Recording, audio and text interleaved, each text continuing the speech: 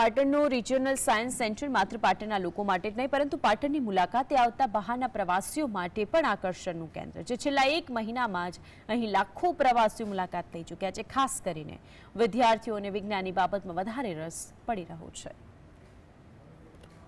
2022માં ગુજરાતના સ્થાપના દિવસે મુખ્યપ્રધાન ભૂપેન્દ્રભાઈ પટેલ દ્વારા પાટણમાં રિજિયોનલ સાયન્સ સેન્ટરનું ઉદ્ઘાટન કરવામાં આવ્યું હતું। ત્યારબાદથી આજ દિન સુધી અહીં પ્રવાસીઓનો ધસારો જોવા મળી રહ્યો છે। માત્ર એક જ મહિનામાં લાખો પ્રવાસીઓ આ સેન્ટરની મુલાકાત લઈ ચૂક્યા છે। અમદાવાદ બાદ ઉત્તર ગુજરાતમાં એકમાત્ર સાયન્સ સેન્ટર હોવાથી શાળાના બાળકો, વડીલો, નાના મોટા તમામ લોકોને સાયન્સ સેન્ટર આકર્ષી રહ્યું છે। ખાસ કરીને બાળકો માટે આ સાયન્સ સેન્ટર ખૂબ જ આકર્ષણનું કેન્દ્ર બની રહ્યું છે। અહીં મુલાકાતીઓમાં 50% જેટલા બાળકો જ હોય છે। છેલ્લા 3 મહિનાના આંકડા પરથી સાબિત થાય છે કે સાયન્સ સેન્ટરની મુલાકાત બાળકો ખૂબ જ લઈ રહ્યા છે। તંત્રના આંકડા પ્રમાણે 2 વર્ષમાં 9,90,000 પ્રવાસીઓ સાયન્સ સેન્ટરની મુલાકાત લઈ ચૂક્યા છે।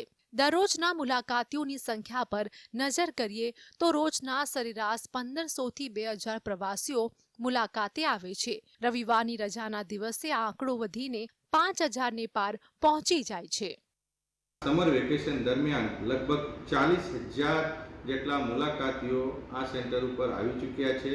જેમાં આપણી ખાસ આયોજન કરવામાં આવ્યું હતું। 15 મે થી 15 જૂનના વચ્ચે 3 સમર કેમ્પના આયોજન કરવામાં આવ્યા હતા। જેમાં આપણા ધોરણ 6 થી ધોરણ 9 ના જે સ્કૂલના બાળકો છે આ ખૂબ આનંદ સાથે આમાં ભાગ લીધો અને વિવિધ ટેકનોલોજી અને વિવિધ સાયન્ટિફિક પ્રવૃત્તિઓ એના શીખવાના તક મળી।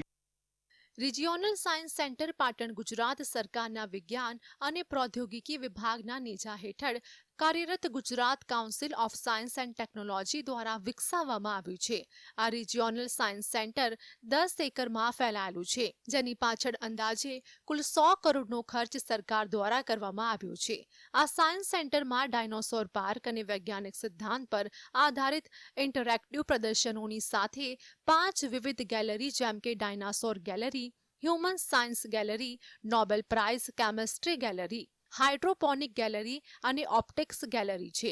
એના પછી 5D થિયેટર અને સનડાયલ જેમાં સૂર્યના પ્રકાશથી આપણે પાટણના લોકલ ટાઈમની માહિતી જાણી શકીએ તેવી વ્યવસ્થા પણ છે। તદુપરાંત 216 બેઠક ક્ષમતાનું ઓડિટોરિયમ અને કાફેટેરિયાનો પણ સમાવેશ કરવામાં આવ્યો છે।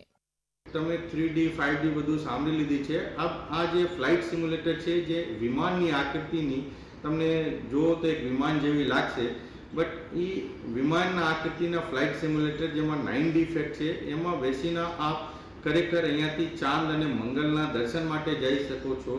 સિમ્યુલેશન ટેકનોલોજી આધારિત જે આપણે એક નવી આકર્ષણ ઊભું થઈ ગયું છે। એના જે લોકાર્પણ બાકી છે, ટૂંક સમયમાં લોકાર્પણ થાય તો લોકો એના પણ લાભ લઈ શકે છે। બાળકોમાં ટેકનોલોજીના જ્ઞાનમાં વધારો કરવાના ઉદ્દેશ્ય સાથે સાયન્સ સેન્ટરમાં વિવિધ ટેકનોલોજી વિકસાવવામાં આવી છે। રિજિયોનલ સાયન્સ સેન્ટરના મુખ્ય આકર્ષણની વાત કરીએ તો 5D theatre, virtual reality technology, dinosaur park, illusion tunnel વગેરે છે। દર અઠવાડિયે આ સાયન્સ સેન્ટર તેના ઓડિટોરિયમમાં 3 થી 4 પ્રવૃત્તિઓનું આયોજન કરે છે અને તેના સાયન્સ એક્ઝિબિશન હોલમાં વિદ્યાર્થીઓ માટે ઇનોવેશન ક્લબ વર્કશોપનું આયોજન પણ કરવામાં આવે છે। અલ્કેશ પંડ્યા, પાટણ, GS